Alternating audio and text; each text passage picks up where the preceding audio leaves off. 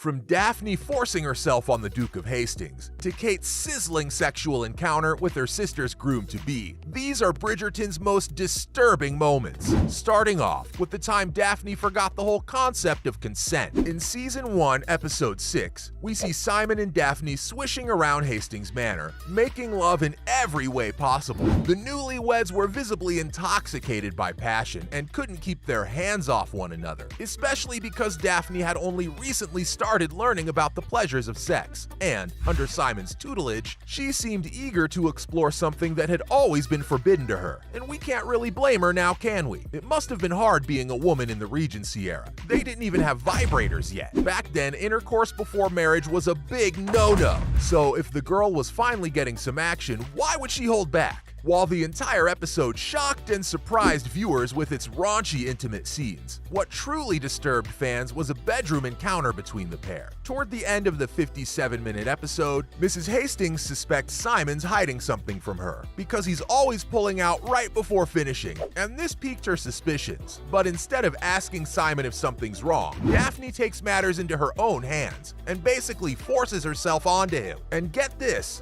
was after he said no, not once, but twice. Jesus! Clearly, no one educated this Bridgerton about consent or gave her the talk. But that's no excuse for violating her husband like that, and it's her total disregard for consent that left fans disturbed. If you thought that scene was shocking, wait until you hear about Benedict Bridgerton's self-exploration journey. In Season 1 of the Netflix series, Benedict kept dropping hints that he was gay, playfully flirting with local artist Henry Granville. And I know gay romances haven't been scandalous for decades. It's literally 2023.